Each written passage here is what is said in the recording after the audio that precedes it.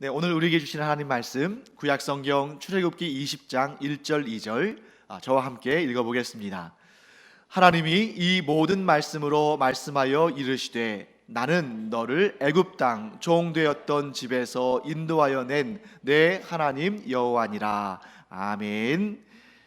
여러분, 이 말씀 지금 이 출애굽기 20장 1절과 2절 말씀은 하나님께서 이 십계명을 주시기 전에 하나님께서 어떤 분이신지를 이렇게 먼저 드러내시고 십계명의 말씀을 주셨습니다. 그래서 우리가 이제 또 주일 오전 예배 때는 제가 설교하고 또 주일 오후 예배 때는 우리 김성 목사님이 설교하시죠. 그래서 이렇게 설교 형태로 말씀을 나누고 또 금요 기도회 때도 우리가 또 설교 말씀 듣고 새벽 기도회도 이제 설명 말씀 듣는데, 물론 이 수요일도 설교 말씀이라고 우리 볼 수 있습니다만 형식을 좀 어떤 좀 교리 공부랄지 또 신앙 강좌랄지 이렇게 좀 성경 공부하는 형식으로 우리가 좀 배움을 가졌으면 좋겠다 하는 그런 생각이 들어서요. 특별히 이번에는 십계명을 우리가 좀 공부하는 시간을 갖도록 하겠습니다. 그래서 이제 십계명을 공부할 텐데 아마도 제 생각에 빨리 한다면 한 번이겠지만 이제 그렇게 빨리 하기 힘들 것 같고요.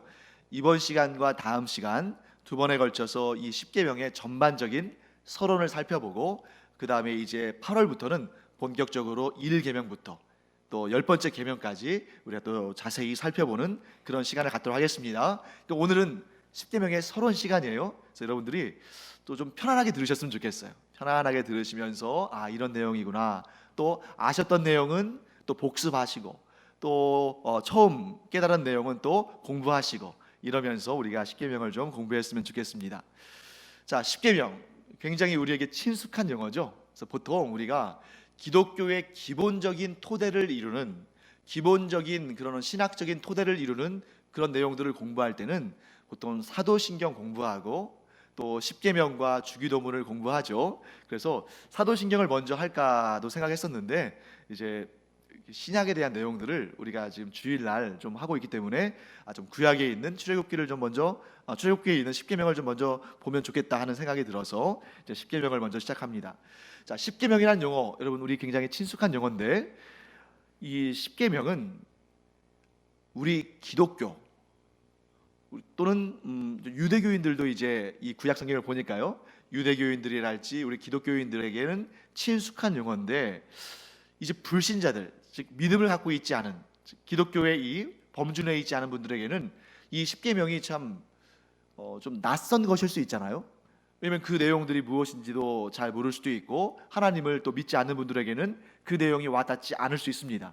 그런데 자세히 보면 우리 이제 일반 세상에 있는 그러한 어떤 서적이나 매스컴이나 이런 내용을 봐도 이 십계명이라는 용어가 상당히 많은 사람들에게 알려져 있는 것을 알게 됩니다. 그래서 보통 이런 얘기들 많이 하죠.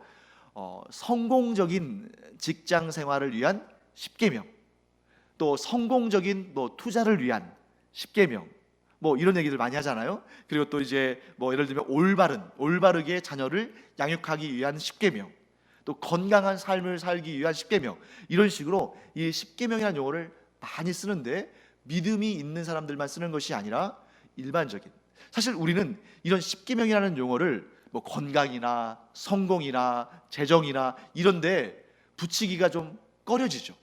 이 십계명이라는 이 계명이 굉장히 중요한, 하나님께서 우리에게 직접 주신, 우리와 언약 관계, 즉 이스라엘 백성과 언약 관계를 맺으셨습니다만 우리도 예수 안에서 하나님과 언약을 맺었으니까요, 이런 하나님의 언약 관계 가운데 이루어지는 매우 중요한 개념으로 십계명을 이해하기 때문에 다른 데다 붙이기는 좀 우리의 어떤 신앙상 좀 꺼려집니다.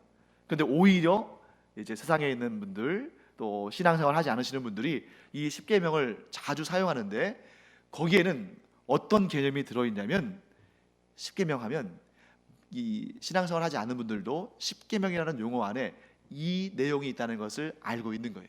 그 내용이 뭐냐면 꼭 지켜야 할 일들.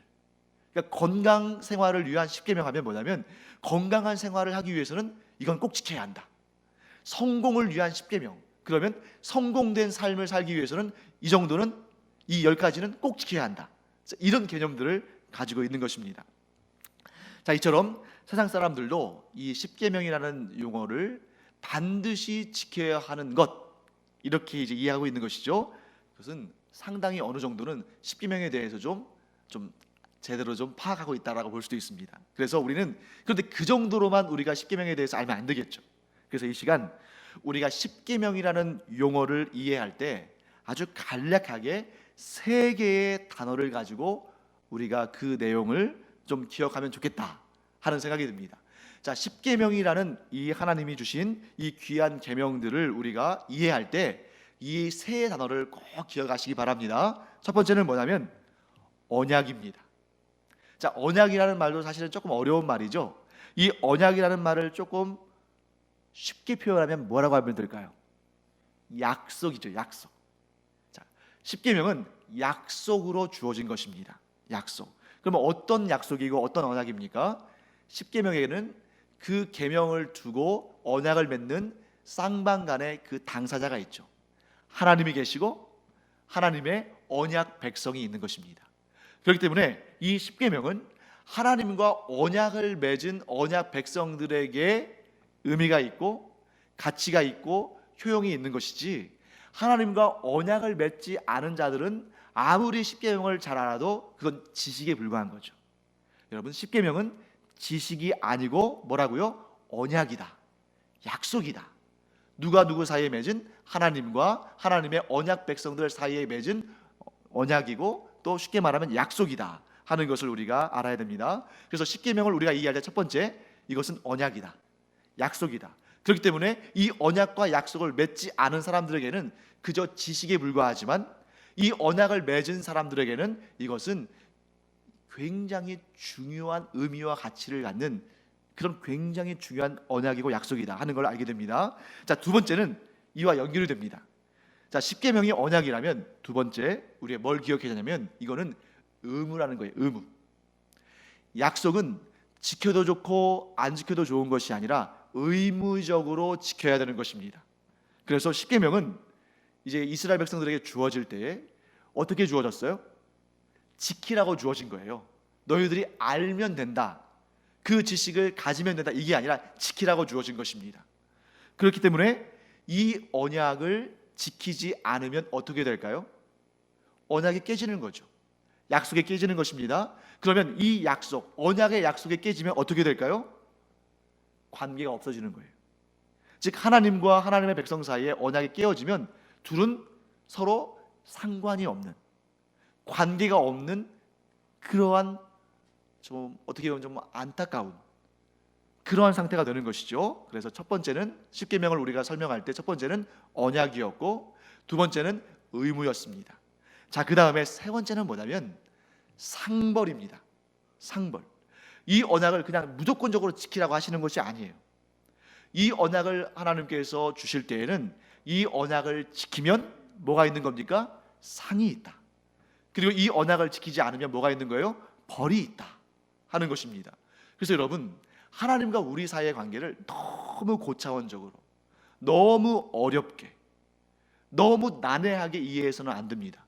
하나님께서 우리와 언약을 맺으실 때, 하나님께서 우리와 관계를 맺으실 때 정말 이 어린아이조차도 이해할 수 있는 그러한 선명하고 단순한 그러한 내용들을 가지고 그렇게 언약을 맺으시고 그렇게 관계를 맺으시지, 정말 지식적으로 뛰어난 사람들, 정말 머리 좋은 사람들, 그런 학자들, 율법 학자들, 이런 사람들만 이해할 정도로, 그런 사람들만 가까스로 이해할 수 있을 정도로 어렵게 관계를 맺으신다면 누가 하나님과의 관계 속에서 편안할 수 있겠습니까? 그래서 누구나 이해할 수 있게끔 하셨는데 그 중에 하나가 뭐냐면 상벌이 있다는 거예요.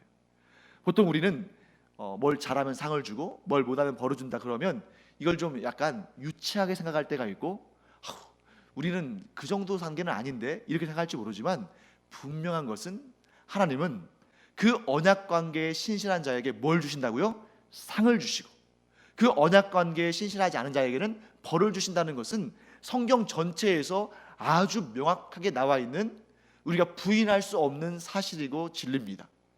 그래서 목사님, 저는 그 정도 그렇게 좀 이렇게 좀 미성숙한 그런 단계가 아니라 상당히 좀 이렇게 발전했고 또 상당히 성장했기 때문에 그런 상 같은 거 많이 저는 기대하지 않습니다. 그거는 하나님의 뜻이 아니에요. 하나님은 하나님과의 언약 관계에 신실한 자들에게 상을 주시고 그 언약 관계를 깨뜨리는 자에게는 벌을 내리신다 하는 것을 성경은 계속적으로 말씀하십니다. 그게 유치한 것이 아니다. 그것은 하나님이 정하신 것이다 하는 것을 우리는 알아야 됩니다. 자, 그러면 하나님과의 이 언약 관계의 의무를 잘 지키면 어떤 상을 주실까요? 하나님께서 너는 내 백성이다 하시면서 보호해 주시고 형통케 하시는 것입니다. 그래서 하나님의 백성들이 하나님의 말씀을 잘 지켜 행하면 그들은 하나님의 보호하심을 받고 그들의 삶에서 형통의 복을 누리게 됩니다. 그런데 반대로 하나님의 그 계명을, 하나님의 그 말씀을 지켜 행하지 않으면 벌과 화가 있는데 그것은 뭐냐면 하나님의 심판입니다. 하나님의 심판이에요. 그래서 물론 최종적으로 예수 그리스도께서 재림하실 때 심판주로 재림하시지만 그때까지 기다리는 필요도 없이 이 땅에서도 하나님께서 심판하시는 것들을 우리는 성경을 통해서 곳곳에서 확인하게 됩니다. 그래서 그 예를 들면 성경에 보시면 여러분, 이 언약 백성들이 하나님과의 언약을 파기함으로 말미암아 어떤 일들이 벌어지냐면 전쟁 많이 등장하잖아요. 사사기를 보면 너무나 잘 등장합니다. 사사기의 그 패역한 백성들이 하나님의 말씀을 지켜 행하지 아니하고 언약을 지키지 않았을 때 끊임없이 전쟁이 일어나는 것을 우리는 사사기의 말씀을 통해서 선명하게 볼 수 있습니다.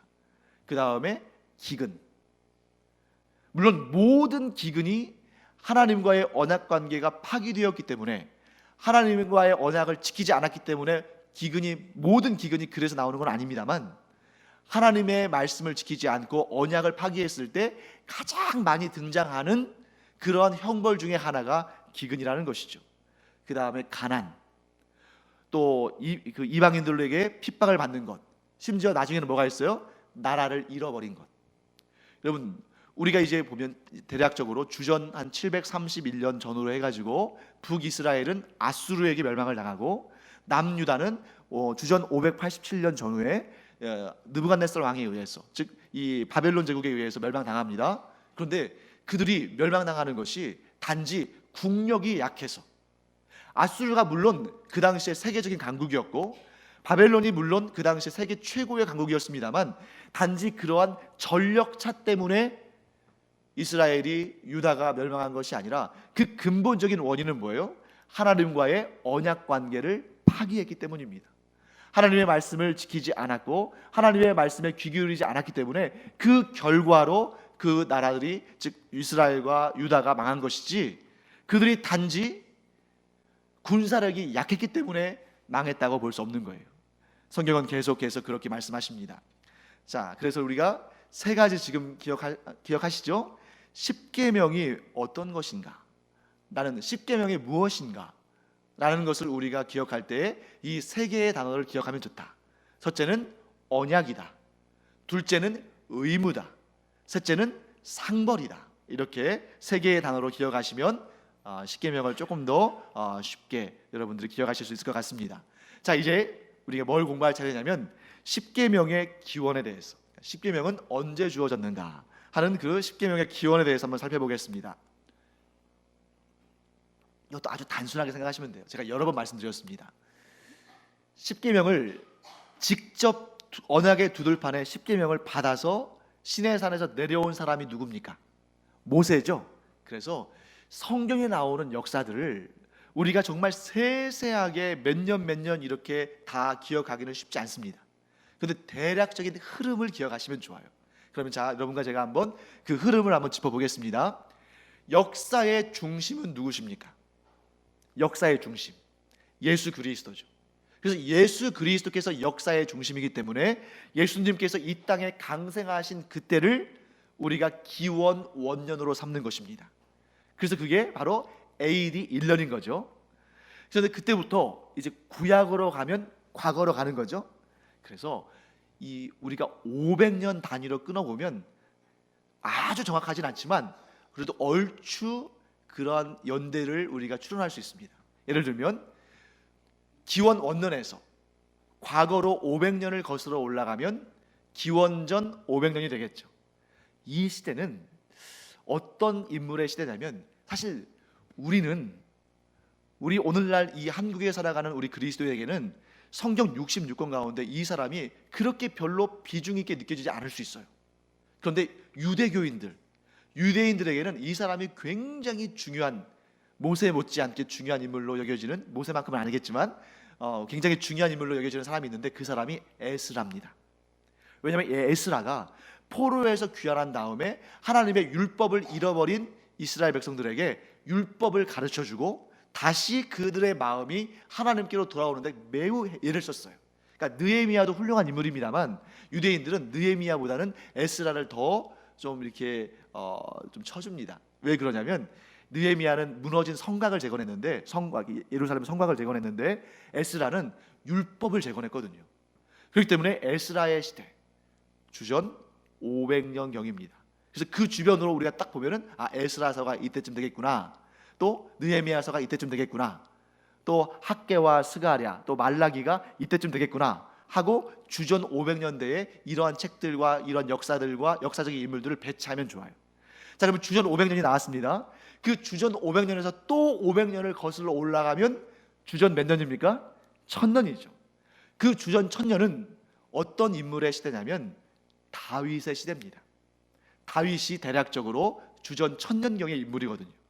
그러면 우리 주전 1000년경의 역사, 딱 머릿속으로 뭘 떠올릴 수 있냐면 사무엘 상하. 여러분, 이름 자체는 사무엘 상하, 사무엘을 기록하기 때문에 사무엘 상하라고 이름 붙이지만 정작 주인공은 다윗이거든요.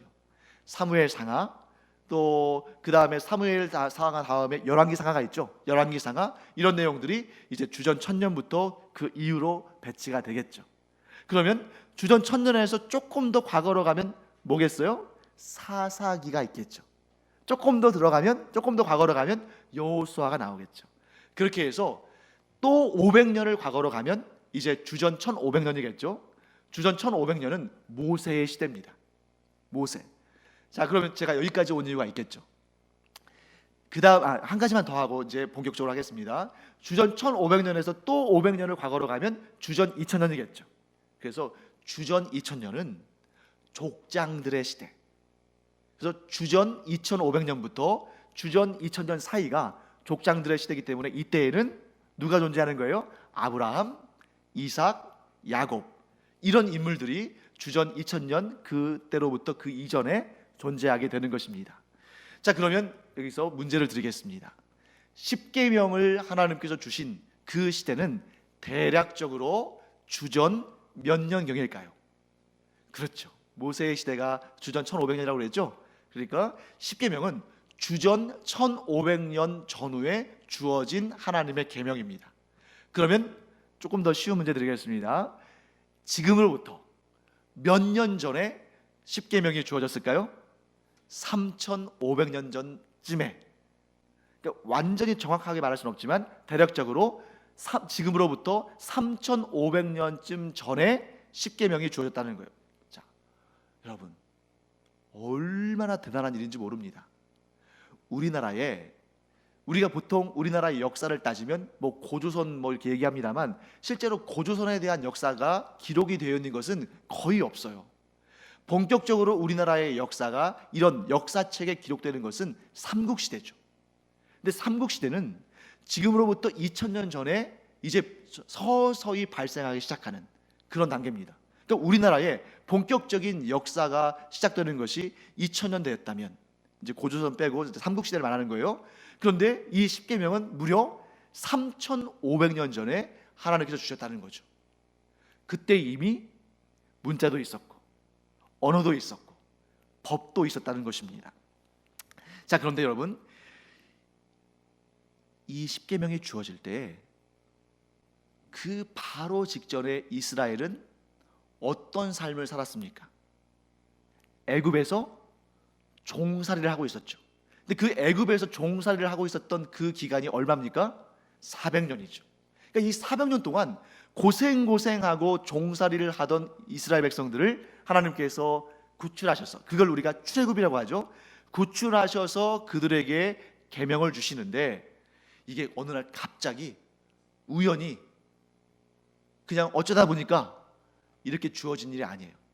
여러분, 출애굽이라는 것이 그냥 400년 동안 하나님께서 방치하시다가 어쩌다 보니까 이들이 하나님의 은혜 가운데 구원받은 그런 것이 아니라 하나님의 그 계획 속에 담겨 있었던 것입니다. 우리 PPT 한번 보여주실까요? 창세기 15장 13절부터 16절까지 말씀입니다. 창세기 15장 13절에서 16절까지 말씀입니다. 네, 자, 자막이 나와 있으니까 한번 같이 읽어보겠습니다. 여호와께서 아브라함에게 이르시되 너는 반드시 알라 내 자손이 이방에서 객이 되어 그들을 섬기겠고 그들은 400년 동안 내 자손을 괴롭히리니 그들이 섬기는 나라를 내가 징벌할지며 그 후에 내 자손이 큰 재물을 이끌고 나오리라. 너는 장수하다가 평안히 조상에게로 돌아가 장사될 것이요 내 자손은 4대 만에 이 땅으로 돌아오리니 이는 아모리 족속의 죄악이 아직 가득 차지 아니함이니라 하시더니, 여러분 지금 창세기 15장이죠. 심지어 아직 아브람의 이름이 아브라함으로 바뀌기도 전입니다. 그런데 여러분 이 내용을 보시면 너무나도 분명하고 선명해서 정말 마치 출애굽한 내용들을 다 이미 알고 적은 것 같잖아요. 그렇죠? 그런데 여러분 이 내용은 이미 아브라함에게 하나님께서 예언하신 내용이고 그것을 우리가 분명히 알게 됩니다. 자, 몇 년간 종로를 한다고요? 400년 동안 종로를 하다가 그 다음에 하나님께서 그들이 섬기는 나라 즉 애굽을 징벌하시고 그 후에 이스라엘 자손들이 큰 재물을 이끌고 나오는 그런 내용이 이미 아브라함 시대에 예언이 되었다 하는 것을 우리는 알 수 있습니다. 네, 감사합니다. 자, 그러면 하나님께서 이스라엘 백성들을 애굽에서 구출해 내셔서 우리 마음 같아서는 이 구출한 이스라엘을 곧바로 하나님께서 약속하신 가나안 땅으로 곧바로 인도해 들이시면 좋을 것 같잖아요. 근데 하나님께서 그렇게 하질 않으신 거예요. 하나님께서 이스라엘 백성들을 애굽에서 구출하신 다음에 곧바로 가나안 땅으로 들어가게 하실 능력이 있으실까요? 없으실까요? 있으시죠. 하나님께 불가능한 일이 어디 있겠습니까?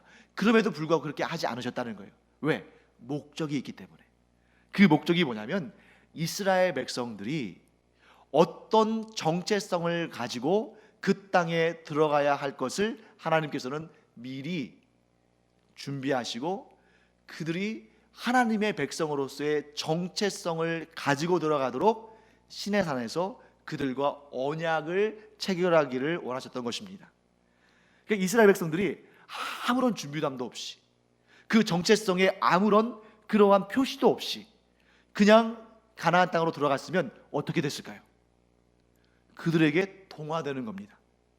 그들이 섬기는 우상들을 섬기고 그들이 취하는 그런 문화적인 그러한 어떤 좀 우리 그 우상을 섬기는 그런 지역들의 문화가 분명히 좀 악하다는 걸 우리가 알고 있잖아요.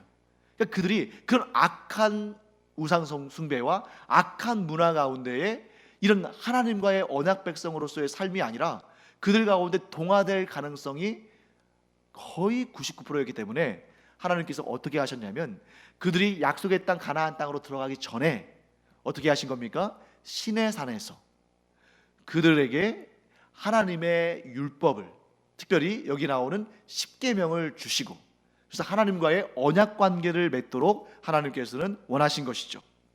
그래서 이스라엘 백성들과 하나님은 시내산에서 이제 언약을 맺습니다. 그래서 이 언약의 내용이 어디에 자세히 나오냐면 레위기에 자세히 나와요. 출애굽기 후반부와 레위기에 이 시내산에서 맺은 언약의 내용이 자세히 나오는데 그 내용을 여러분들과 제가 다 이 시간에 할 수 없잖아요. 제가 딱 한 문장으로 정리하겠습니다. 이스라엘 백성들이 하나님과 언약 관계를 맺을 때에 그들이 맺은 그 관계의 내용을 한 문장으로 정리하면 이것입니다. 하나님은 이스라엘의 왕이시고 이스라엘은 하나님의 백성이다. 이렇게 한 문장으로 요약할 수 있는 겁니다. 이스라엘 백성들과 하나님 사이에 맺은 언약의 분명한 정체성. 하나님은 이스라엘의 왕이시고 이스라엘은 하나님의 백성이다. 자, 이렇게 정리할 수 있는 것이죠. 자, 이제 조금 더 나가겠습니다. 십계명 할 때 우리가 가장 먼저 기억나는 것은 뭐냐면 언약의 두 돌판입니다. 여러분, 십계명을 하나님께서 어디에 새겨 주셨어요? 언약의 두 돌판에 새겨 주셨죠. 그래서 우리가 옛날에 그 영화를 보면, 제가 그래서 한번 찾아봤어요. 그 십계라는 영화가 언제 나왔는지. 여러분, 십계라는 영화 아시죠? 이 찰턴 헤스턴이 주연한 모세로 나온 이 십계라는 영화가 무려 1956년에 개봉됐습니다. 1956년. 그래서 그 당시에 여러분, 지금 요즘에는 그런 장면들을 만들 때 CG, 컴퓨터 그래픽으로 만들잖아요. 근데 그 당시에 무슨 CG가 있었겠어요. 그런데 그 당시에 굉장히 이 십계가 센세이션을 일으켰던 이유가 뭐냐면 1956년인데 그 당시면 우리나라는 무슨 무성 영화나 흑백 영화나 이렇게 나올 때잖아요. 근데 그 당시에 이미 컬러로, 그것도 홍해 바다가 갈라지는 장면, 또 하나님께서 막 이렇게 번갯불로 이 두 돌판에 십계명을 새겨주시는 장면, 이런 것들이 막 너무 정말 실제처럼 이렇게 나오니까 그 당시에 온 세계 사람들이 깜짝 놀랄, 그 당시로서는 너무너무 대단한 그런 사건이었죠. 그래서 너무 감사하게도 그 십계라는 영화 때문에 믿지 않는 사람들도 하나님에 대해서, 또 십계명에 대해서, 모세에 대해서, 또 출애굽에 대해서 많이 알게 되는 그런 계기가 됐습니다. 그 영화의 시간이 무려 상영 시간이 3시간 39분이었대요. 3시간 39분 동안에 이 놀라운 그런 장면들이 나왔다는 것이죠. 이 십계라는 영화가 이처럼 귀한 역할을 감당했습니다. 그런데 한편으로는 성도들에게 이 언약의 두 돌판에 새겨진 십계명에 대해서 뭐 그렇게 중요한 건 아닙니다만 상당한 오해를 하게 만들었어요. 그래서 제가 이 시간에 그걸 조금 정리해 보고자 합니다. 자, 혹시 십계라는 영화 보신 분 계세요? 예, 보신 분 계시죠? 그러면 아마 기억하실 겁니다. 이제 모세가 시내산에 올라가서 하나님을 배웠고, 하나님께서 그 언약의 두 돌판, 이렇게 생긴 돌판 있잖아요. 그 두 돌판에 십계명을 새겨 주시는데, 막 불 같은 게 막 나와가지고 막 이렇게 그 새기거든요. 그런데 그 장면을 보면 두 돌판이 있고 그 앞면에 딱 이렇게 하나씩 하나님께서 너는 나 외에 다른 신을 두지 말라 그러면 거기에 딱 그 글씨가 새겨지고 이렇게 새겨지는데, 그래서 많은 분들이 이 언약의 두 돌판에 이 십계명이 이쪽 판의 앞면에 또 나머지 하나의 판의 앞면에 이렇게 새겨진 걸로 생각하기가 쉬운데 그렇지가 않아요. 자, 우리가 한번 본문의 말씀을 좀 이 성경의 내용을 한번 보겠습니다. 출애굽기 32장 15절과 16절 말씀입니다. 우리 자막이 준비되어 있죠? 예, 출애굽기 32장 15절과 16절 함께 읽어보겠습니다. 모세가 돌이켜 산에서 내려오는데 두 증거판이 그의 손에 있고 그 판의 양면 이쪽 저쪽에 글자가 있으니 그 판은 하나님이 만드신 것이요 글자는 하나님이 쓰셔서 판에 새기신 것이더라. 여러분, 우리가 그냥 쉽게 지나갈 수 있는 건데 여기 자세히 보시면 어떤 내용이 나와요? 그 판에 양면 이쪽 저쪽에, 그러니까 두 개의 판이 있는데 그 각각의 판에 양면, 즉 앞쪽과 뒤쪽, 이쪽 저쪽에 글자가 있으니, 그러니까 이 두 판의 앞면에만 글씨가 세워진 것이 아니라 이 앞면과 뒷면에, 그러니까 보통 흔히들 생각할 때에는 이 왼쪽에 있는 판의 앞쪽 면, 오른쪽에 있는 판의 앞쪽 면, 그러니까 두 판에 새겨진 것처럼 보이지만 사실은 네 쪽의 판에 새겨진 거예요. 왼쪽에 있는 판의 앞뒷면, 오른쪽에 있는 판의 앞뒷면, 그러니까 사면에 새겨진 것입니다. 자, 그리고 또 이제 간혹 어떤 생각을 하게 되냐면 이 언약의 두 돌판에 있어서 이 왼쪽에 있는 판에는 1에서부터 몇 계명까지? 4계명까지. 오른쪽의 두 번째 판에는 5에서부터 10계명까지 이렇게 새겨졌을 거라고 생각합니다. 네, 이제 자막은 됐습니다. 네. 그러면 어떤 생각을 하기 쉽냐면 이런 거죠. 왜 1부터 4계명까지가 왼쪽 판에 새겨졌다고 생각하냐면 1계명부터 4계명까지가 하나님과 관련된 계명이니까. 그리고 5계명은 내 부모를 공경하라부터 시작해서 사람에 대한 그러한 계명이 새겨져 있으니까 이 첫 번째 판에는 1에서부터 4계명까지, 또 두 번째 판에는 5번째부터 10번째 계명까지 이렇게 새겨진 거라고 생각하는데 성경 어디에도 그런 내용은 없습니다. 그래서 이 시간 그러면 어떻게 된 것일까? 정확히 알 수 있을까요? 없을까요? 알 수는 없죠. 성경이 말씀하지 않으시니까. 그런데 이에 관련해서 이제 최근에 이제 학자들이 연구한 그런 내용 한 가지를 제가 소개해드리고 좀 마무리할까 합니다. 이 하나님과 이 이스라엘 백성들 사이에 십계명은 어떤 역할을 하는 것이죠? 언약이잖아요. 언약. 그래서 왕과 백성 사이의 언약, 그 언약을 증거하는 서류와 같은 것입니다, 이 십계명이. 그래서 이제 이 고대 근동아시아의 역사를 연구하고 성경을 연구하는 분들이 그 내용들을 조금 이렇게 발전시키면서 연구를 하는데, 이 두 돌판은 어떻게 보면 계약서와 같은 것이다. 어떤 계약서예요? 하나님은 이스라엘 백성들의 왕이 되고 또 이스라엘 백성들은 하나님의 백성이 된다. 이러한 어떠한 그 계약서와 같은 것이기 때문에 이것이 조약법, 그러니까 국가와 국가 사이에 조약을 이룰 때 그러한 어떤 조약을 이루는 방식으로 아마 이루어졌을 것이다. 왜냐하면 하나님께서 이 하나님의 백성들과 관계를 가지시고 또 그들과 또 이렇게 관계를 설정하실 때 전혀 그들의 문화와는 전혀 관계없는 정말 하늘에서 뚝 떨어진 혹은 땅에서 솟아나는 그런 방식으로 이스라엘 백성들과 이렇게 관계를 설정하시는 것이 아니라 그들의 문화 속에서 그들의 삶의 현장 가운데 이렇게 그들과 이렇게 관계를 맺어 가시기 때문에 분명히 이런 계약을 하실 때에도 그런 방식을 취하셨을 것이다 라고 이제 추론하는 것입니다. 자, 그때 어떤 나라가 다른 나라와 주종 관계를 맺을 때, 주종 관계라는 것은 이런 것이죠. 어느 한 나라가 이 다른 나라를 복속하거나 또 그 나라를 지배하면서 뭐 조공을 바치고 또 이 강한 나라는 그 나라가 위험에 처했을 때 보호해주고, 이런 식의 국가 간의 조약을 맺을 때에 어떻게 하냐면 똑같은 계약서를 두 개를 만듭니다. 근데 이 두 개의 계약서가 서로 다르면 돼요, 안 돼요? 안 되는 거죠. 계약이니까. 마치 뭐와 같냐면 우리가 부동산 계약을 할 때, 그래서 집을 파는 사람과 집을 사는 사람이 계약서를 두 개를 만들죠. 근데 그 두 개의 계약서가 완전히 일치해야지 그 둘이 서로 다른 내용을 말하면 안 됩니다. 그건 계약이 제대로 이루어지는 것이 아니죠. 그래서 이 두 돌판이 어떤 경우에는 뭐 첫 번째 돌판에 1에서부터 4계명, 두 번째 돌판에 5에서부터 10계명, 혹은 1에서부터 5계명, 또 6에서부터 10계명 이렇게 썼다고 생각을 많이 해요.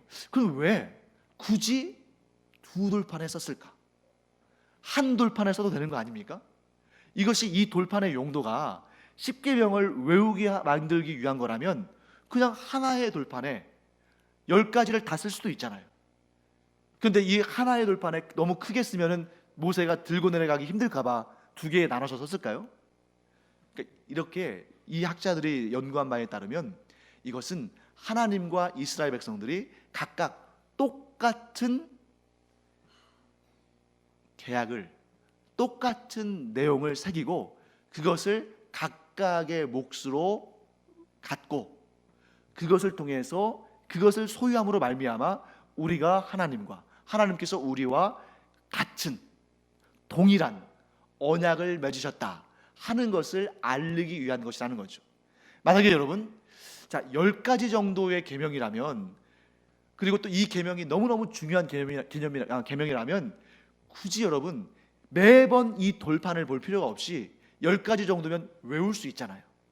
그러니까 이 돌판은 사실 사람들이 지나가면서 번번이 이게 무슨 내용이지? 우리가 어떤 계약을 했지? 어떤 언약을 했지? 하는 것을 번번이 보기 위해서 새겨진 것이 아니라 계약을 했다는 것을 증거하기 위한 것이고, 그리고 실제로 이 두 개의 이 두 돌판은, 언약의 두 돌판은 사람들이 보도록 전시된 것이 아니라 어디에 머물렀습니까? 언약궤 안에, 그렇죠, 지성소 안에 있는 언약궤 안에 있는 것이죠. 그러니까 이것은 사람들에게 보여주기 위한 목적이 아니라 그 내용은 10가지의 내용은 이미 언약 백성들은 다 외워야 되는 것이고 그것을 하나님의 임재하심과 이스라엘의 중앙부에 있는 그 성막 혹은 성전에, 그 지성소에, 그 하나님의 언약궤 안에 넣어둔 것이라는 거죠. 왜 넣어두었을까요? 정말 중요한 계약서를 아무데나 놓지 않는 것처럼, 가장 중요한 계약서를 가장 중요한 곳에 넣어두는 것처럼 그렇게 언약궤 안에 넣어두었다라고 보는 개념들이, 그런 견해들이 있습니다. 저는 이 견해를 이제 접할 때 상당히 일리가 있다고 생각을 했어요. 일단은 이런 견해도 완벽히 맞았다고 단정할 수는 없습니다. 왜냐하면 성경에서 말씀하시는 것은 언약의 두 돌판을 하나님께서 직접 주셨고, 그 두 돌판에 하나님께서 십계명을 직접 새기셨고, 그것을 하나님께서 이스라엘 백성에게 주셨다, 여기까지만 나와 있지 구체적으로 뭐 몇 계명부터 몇 계명까지는 어디에 있고 또 이런 내용은 나와 있지 않으니까, 단지 오늘 우리가 확인한 것은 언약의 두 돌판에 앞뒷면에 모두 새겨졌다. 자, 이것 정도는 성경에서 우리가 확인했습니다만, 이 두 돌판이 뭐 어떻게, 또 몇 개의 계명씩, 어떤 방식으로, 이것들은 우리가 알 수 없기 때문에 추론하는 것이지만 분명한 사실은 이것입니다. 언약의 두 돌판은, 즉 십계명이 새겨진 언약의 두 돌판은 하나님과 이스라엘 백성 사이에 계약이 이루어졌음을, 언약이 이루어졌음을 하나님도 기억하시고 이스라엘 백성들도 기억하도록 새겨서 주신 것입니다. 자, 이 시간 말씀을 좀 마무리하겠습니다. 이 십계명과 관련해서 가장 중요한 것은 하나님과 하나님의 백성들 사이에 언약, 계약적 관계가 이루어졌다는 것을 모두 기억해야 한다는 겁니다. 하나님은 결코 잊지 않으시는 거예요. 하나님께서는 하나님의 택하신 백성들과 언약을 맺으셨다는 사실을 하나님 편에서는 결코 먼저 잊지 않으십니다. 그런데 누가 잊어버리는 거예요? 백성들이. 하나님과 언약을 맺어놓고도 백성들이 그 언약을 잊어버림으로 말미암아 하나님의 그 거룩하신 은혜와 하나님의 그 놀라우신 복 가운데 살지를 못하고 계속해서 하나님 품을 떠나고 세상으로 가고, 또 그때마다 하나님께서 돌아오도록 채찍을 치시지만 그때 맞고 돌아오면 감사하지만 또 어떤 경우에는 그럼에도 불구하고 돌이키지 않는 그런 모습들을 많이 보게 됩니다. 사랑하는 성도 여러분, 여러분과 저는 하나님과 언약을 맺은 사람들입니다. 자, 구약 백성들은 이 돌에 새긴 십계명을 가지고 언약을 맺었지만, 여러분과 저는 마음에 새긴 비, 마음에 새긴 이 비석으로, 이 계명으로 하나님과 언약을 맺었습니다. 그래서 우리 안에 예수 그리스도를 통해서 맺은 언약이 있기 때문에 우리는 그것을 꼭 기억해야 돼요. 잊어버려서는 안 됩니다. 언약은 기억하도록 주어진 것입니다. 십계명의 그 언약의 두 돌판이 기억하도록 주어진 것처럼 여러분과 저는 하나님과 맺은 언약을 기억해야 돼요. 이 언약은 내 공로와 내 의지로 맺은 것이 아니라 예수 그리스도의 십자가의 공로로, 예수 그리스도의 십자가의 보혈로 맺어진 것이기 때문에 그 누구도 이 언약을 파기할 수 없습니다. 왜요? 하나님의 아들의 희생을 통해서 맺어졌기 때문에.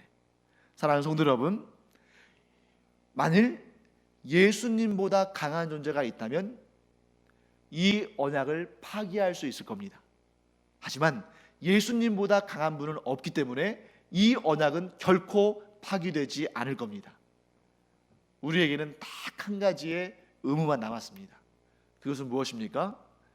언약을 기억하고 끝까지 그 언약 내에 머무는 것.